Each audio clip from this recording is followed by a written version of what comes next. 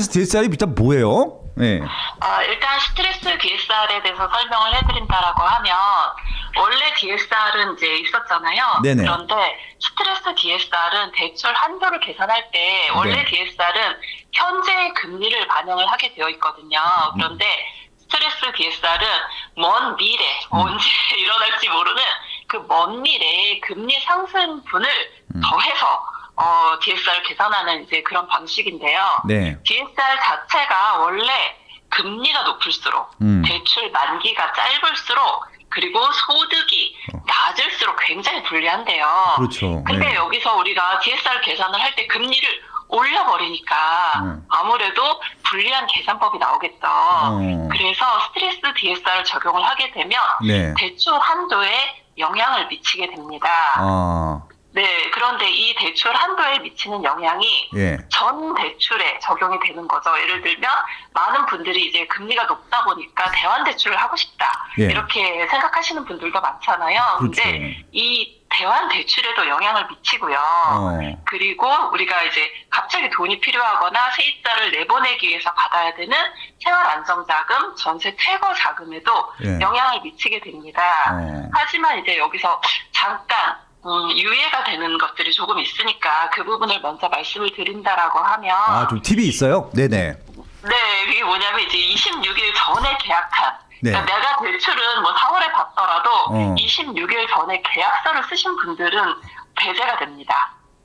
그러니까 그 전에 사실은 이제 이 스트레스 DSR 적용되기 전에 계약건들이 조금 발생을 하긴 했어요. 네, 잠깐 아무래도 오늘 27일 오늘 27일이잖아. 그럼 어떻게? 네, 그렇죠. 이미 끝난 거죠. 그리고 네, 계약서만 26일자로 써 있으면 되는 거야, 그럼? 그게 안 되는 게 은행들은 죄송해요. 그 서류를 요구를 해요. 네네. 그 뭐죠?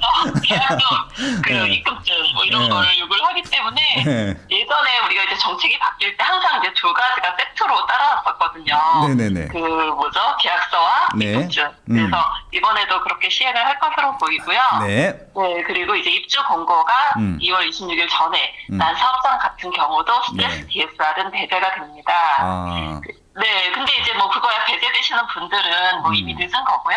이제 늦었네. 앞으로 받는 분들이 네. 이제 걱정이시잖아요. 어떻게 해요? 네. 네, 그런 분들 같은 경우 이제 자행 대환을 하게 되면 자행 대환이란 뭐냐면 예. 내가 이제 대출 금리를 낮추고 싶은데 다른 은행으로 가게 되면 스트레스 DSR을 적용을 받지만 네. 당행이죠. 내가 뭐 우리은행이면 우리은행으로 갈아탄다든지 네, 이렇게 되는 경우는 이제 배제가 되기 때문에 1년 정도 그래요? 네, 그러면은 유예를 해줍니다. 유예를 해주는구나. 예. 네, 그런데 내가 굳이 가고 싶지 않다 이런 네. 분들도 있어요. 나는 뭐 우리은행 금리 갈아타도 뭐 그렇게 뭐 좋은 것 같지 않다. 예. 뭐 이런 생각이 드시는 분들 같은 경우에 이게 이런 브리핑에서 팁을 알려드려도 되는 건지 모르겠는데 예. 예, 이게 이제 그 스트레스 DSR 같은 경우는요. 네. 그 변동형 금리 있죠. 변동형 금리. 100% 변동형이라는 거는 3개월, 6개월, 뭐 1년 변동, 이런 변동금리 같은 경우는 네. 100%를 적용을 합니다. 그러니까 많이 적용하겠다는 뜻이죠. 예. 그리고 우리가 가장 많이 하는 5년형 고정금리가 있어요. 혼합형 금리라고 하죠. 네네. 그래서 5년 고정 후 뭐 35년 변동 이런 금리가 있고요. 이제 주기형 금리가 있는데 많은 분들이 이 주기형 금리를 잘 몰라요. 주기형 금리? 예. 주기형 금리는 뭐냐면 예. 5년마다 금리가 바뀌어요. 그런 게 있었어? 5년씩 고정. 아니, 5년씩 고정. 5년 그래서 주기? 예. 예, 그래서 5년 주기형인 거죠. 예. 그래서 이 적용이 주기형 같은 경우는 30%밖에 적용이 되지 않아요.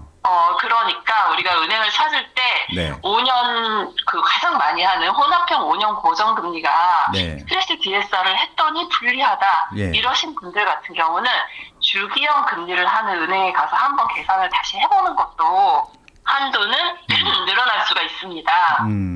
그래서 이 상환 방식에 따라서 또 고정 변동 혼합 주기형에 따라서 달라질 수 있고요. 네. 그리고 이금융권 같은 경우 이제 하반기 시행을 하기 때문에 네네. 내가 당장 한도가 부족하면 큰일 난다 하시는 분들 같은 경우는 또 이금융권도 한번 생각을 해보시는 게 좋고요. 네. 이 스트레스 금리는 상반기 25%, 하반기 50%, 내년에는 100%를 적용을 한다라고 하는데 이게 이제 사실 제가 이제 현장에서 얘기를 하다 보면 많은 분들이 뭐라고 말씀을 하시냐면 네. 금리가 우리가 모두 떨어질 걸 알고 있잖아요. 네.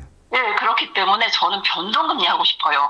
라고 말씀들을 많이 하세요. 근데 지금 이 방식은 고정금리를 강조하는 그런 스트레스 DSR이잖아요. 그러니까 고정금리로 유도를 하는 거네. 그러니까 정부에서는. 그렇죠. 예. 네, 그런데 사실 그 대출 받으시려고 하시는 분들은 모두 변동금리를 원하세요. 대출 떨어질 거 예상해서. 예. 네, 떨어질 거를 모두 알고 있는데 내가 왜 고정금리를 하느냐 네. 이렇게 말씀을 하시는데 못하는 이유가 지금 현재 고정금리가 변동금리보다 좀 더 높거든요. 그렇겠죠. 그래서 예. 못하시는 분들이 많은데 마음속으로는 모두 변동금리를 원하는데 이 제도는 이제 고정금리를 더 강요하는 그런 이제 정책이다 보니 근데 안정성을 따지면 사실 이제 고정금리로 가는 게 갑자기 저희가 금리가 2배씩 올랐던 분들이 많잖아요. 그래서 그 부분 때문에 이제 나온 정책이라고 보고 있습니다. 근데 이제 가장 좋은 방법은 제가 처음에도 말씀드렸지만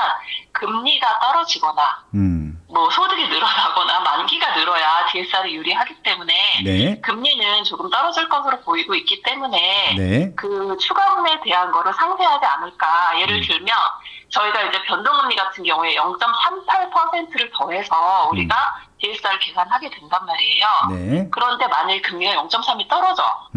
그러면 똑같다는 거죠. 네, 그래서 모두 금리가 떨어지는 것을 한결같이 많은 분들이 바라고 있는 상황이기 때문에 그렇군요. 하반기에 금리 상태를 좀 보시면 이 스트레스 DSR이 상쇄되지 않을까라는 생각을 좀 하고 있고요. 그러네. 네, 비율을 좀 따져본다라고 하면 스트레스 DSR 계산을 할 때 그 변동금리는 한 0.3 정도 더해서 그 DSR 계산을 하시면 좋고요. 네. 그리고 우리가 이제 혼합금리라고 하는 5년 고정금리는 네. 뭐 수치상으로 한 0.23 정도 그리고 주기형 같은 경우는 조금 더 낮게 계산이 되기 때문에 여러분들이 은행에 가셔서 만약에 한도가 넉넉하다 그럼 뭐 굳이 스트레스 DSR 물어보실 필요는 없고요. 그렇겠죠, 당연히. 예. 1, 2천만 원 정도 막 너무 간당간당하다 네. 하시는 분들 같은 경우에는 은행을 바꿔보는 것도 하나의 방법이라는 생각이 듭니다. 그리고 또 많은 분들이 관심 있어 하시는 정책자금 대출 같은 경우 아시죠?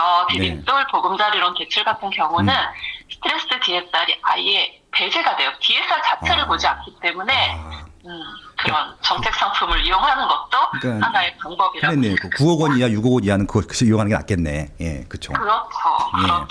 네, 그래서 그런 식으로 스트레스 DSR에 대해서 인지하고 있으면 좋을 것 같다는 생각이 듭니다. 누구도 가르쳐 주지 않지만 꼭 해야 하는 일. 나에게 가장 가까이 있지만 멀게만 느껴지는 일. 남들보다 빠르게 시작하는 것이 유리한 일. 내가 하고 있는 일은 내 집 마련과 투자입니다. 교통망, 상가, 입지, 세금, 청약. 나는 이 모든 일을 스마트 튜브 경제 아카데미에서 시작하고 있습니다. 스마트 튜브 경제 아카데미